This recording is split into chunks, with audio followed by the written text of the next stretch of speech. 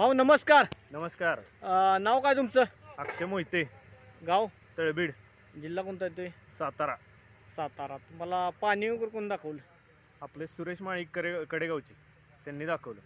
पाणी तुमच्या अंदाजे किती इंची लागला असेल? प्रत्यक्षात तुम्ही आता बघताय जिथं. प्रत्यक्षात मी बघितलं आत्ता पाणी, तर आत्ता 3 इंची पाणी लागलंय. आमच्या अपेक्षेप्रमाणे चांगलं पाणी लागलंय. खुश आहे ना? भरपूर.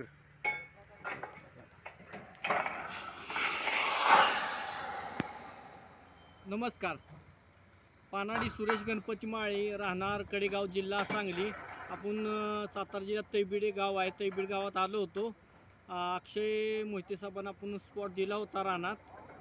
त्यांना ज्या पद्धतीनं आपण सांगितलं 2.5 ते 3 इंची पाणी करून देतो, त्या पद्धतीनं पाणी लागलेलं आहे.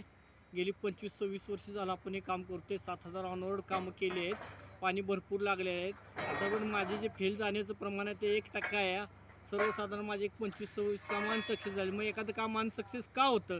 तर ज्यावेळी भूगर्भ बदलत नाही, पातळी बदलत नाही, त्यावेळी एखादं काम अनसक्सेस होऊ शकतो. MD डॉक्टर जरी असला तरी एखादा पेशंट मरतो तरी बाकीचे येणारे थांबत नाही. तसं आहे आमचं एक प्रकारचं काम असतं, लोकांना मार्गदर्शनाचं काम असते.